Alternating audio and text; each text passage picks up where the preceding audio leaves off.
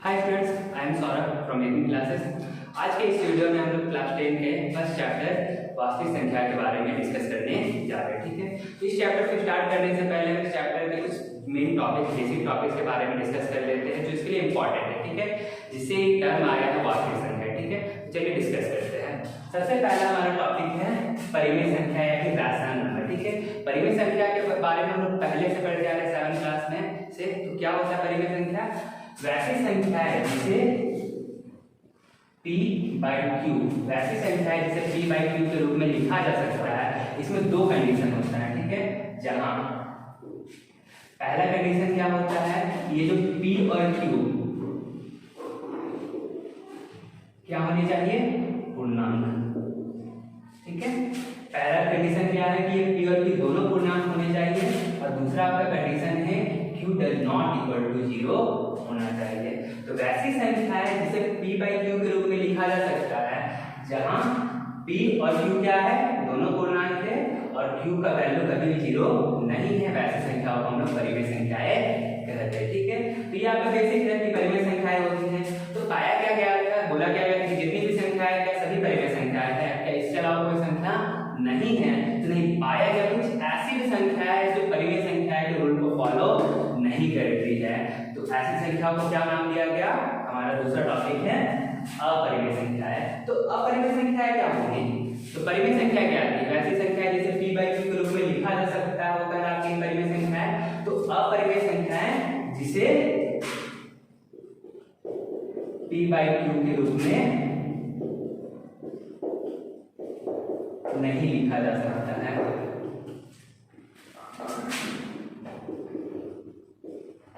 ठीक है, अब कौन सी संख्याएं होंगी अपरिमेय संख्या, किसको p/q के रूप में नहीं लिखा जा सकता? तो इससे पहले इसका कुछ एग्जांपल दे सकते हैं। आपके परिमेय संख्या के एग्जांपल्स क्या क्या होंगे? तो -4/3 ये इसके एग्जांपल्स है। ठीक है, 7 इसको लिख सकते हैं 7/1, 7/3। तो ये सभी क्या है? परिमेय संख्या है। तो अपरिमेय संख्या में क्या संख्याएं होंगी? ठीक है, तो देखिए इसके एग्जांपल्स होते हैं √23, √5, √2।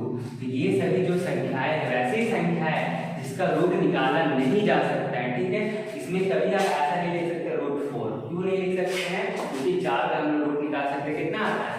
वैल्यू 2 आता है। तो ये अपरिमेय संख्याएं नहीं होती। ठीक है, वैसी संख्या है जिसका रूट हम लोग नहीं निकाल सकते हैं, वैसी संख्याओं को कहा जाता है, वैसी संख्याओं के रूट को हम लोग अपरिमेय संख्या कहते हैं। ठीक है, अब डाउट ऐसा उठता है कि कुछ लोग बोल सकते हैं कि ये भी तो p/q दिख रहा है, इसके नीचे भी 1 छुपा हुआ है। तो कंडीशन ये भी तो था। तो कंडीशन देखिए क्या कंडीशन है कि p और q दोनों पूर्णांक होने चाहिए। पूर्णांक मतलब पूरा, तो q तो पूर्णांक है, ये 1 है, लेकिन p जो आप देखिएगा √23 एक पूर्णांक नहीं है, पूर्णांक नहीं है। ठीक है, तो इसलिए कहा जाता है जो रूट वाली संख्याएं होती है वो क्या होती है? अपरिमेय संख्या। क्यों?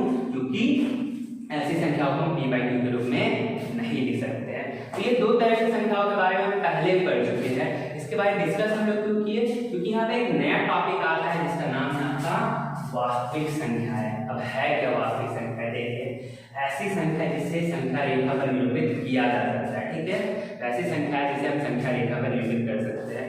तो संख्या रेखा पर हम लोग क्या निरूपित कर सकते हैं? चलिए देखते हैं।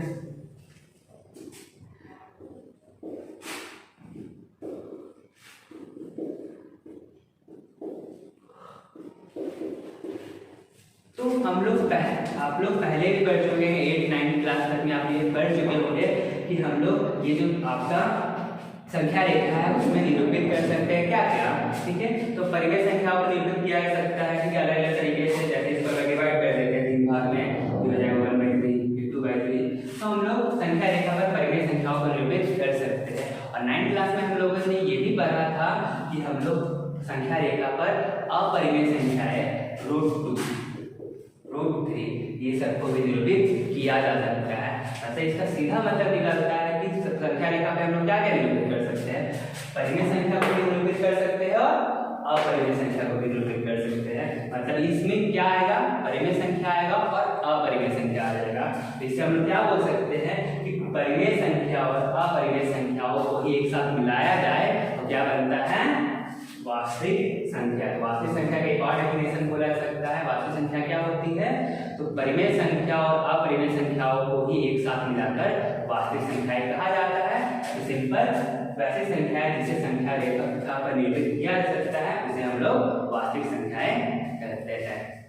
तो हम लोगों ने वास्तविक संख्याओं के बारे में डिस्कस कर लिया। अब इस चैप्टर का जो मेन टॉपिक है, मेन जो इसका टॉपिक है उसके बारे में हम लोग डिस्कस करने जा रहे हैं, जिसका नाम है यूक्लिड विभाजन एल्गोरिथम या फिर इसी को प्रमेयिका कहा जाता है। ठीक है, इस चीज को डिस्कस करने से पहले मैं कुछ एग्जांपल डिस्कस करना चाहता हूँ जो इसको समझने में बहुत ज्यादा मदद करेगा। ठीक है, चलिए दिया गया है मुझे दो नंबर, मान लीजिए 15 और 4 मान लीजिए। ठीक है, दो संख्याएं दी गई। ठीक है, अब इन दोनों में हम रिलेशन कैसे बना सकते हैं? 15 और 4 में रिलेशन, क्या 15 को 4 के टर्म्स में लिखा जा सकता है?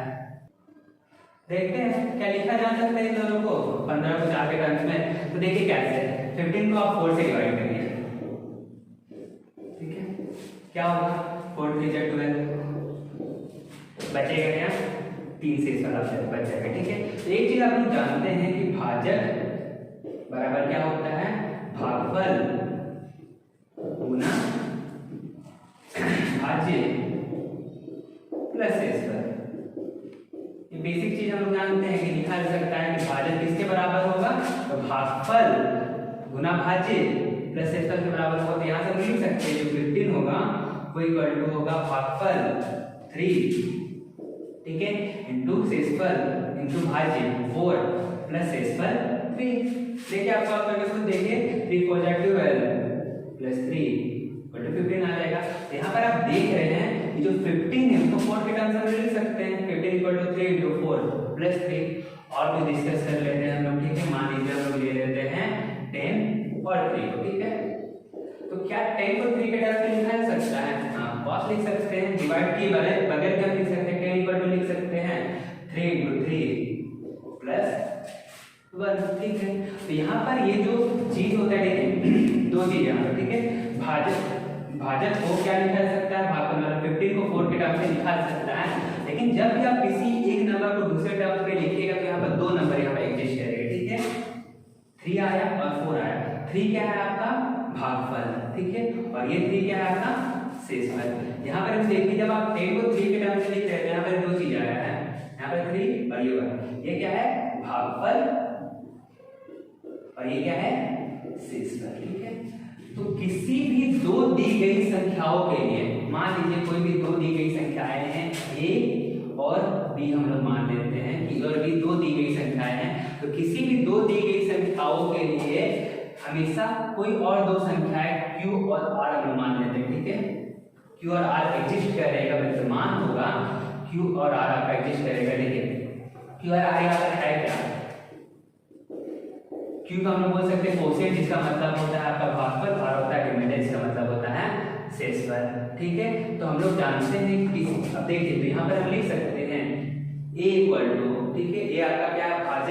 भाजक बराबर भागफल गुना भाज्य प्लस शेषफल लिखा जा सकता है। देखिए एग्जांपल इसे समझिए। ठीक है, हम लोग यहाँ पर दिया गया था 15 और 4। ठीक है, ये दो दी गई संख्या है। जब 15 को 4 से डिवाइड किया गया तो यहाँ पर दो चीज आया, भागफल और शेषफल। तो क्या 15 को 4 के टर्म से लिखा जा सकता है? हम लोग लिखिए कैसे? 15 बराबर लिख सकते हैं 3 इंटू 4 प्लस 3। ठीक है, जब भी दो दी गई संख्या है उसके लिए दो नंबर ऐसा एग्जिस्ट करेगा ताकि हम उसको इस तरह से लिख सकें, A equal to QB plus R। यहाँ पर Q क्या है? तो भागफल है और R क्या है? शेषफल। ठीक है, और एक चीज यहाँ पर और इम्पोर्टेंट बात आता है, जो ये शेषफल होगा उसका वैल्यू हमेशा भाज्य जो होगा उससे कम ही होगा। आप देख सकते हैं किसी भी कोई नंबर, मान लीजिए कि आप कोई नंबर दिया गया है, मान लीजिए आपको 30 दिया गया, इसको हम लोग 7 से डिवाइड करते हैं। ठीक है, 7 से डिवाइड करिए, 7 चौके 28, बचा कितना? शेषफल 2 बचा। ठीक है, तो जो शेषफल है उसका वैल्यू हमेशा इससे छोटा होगा।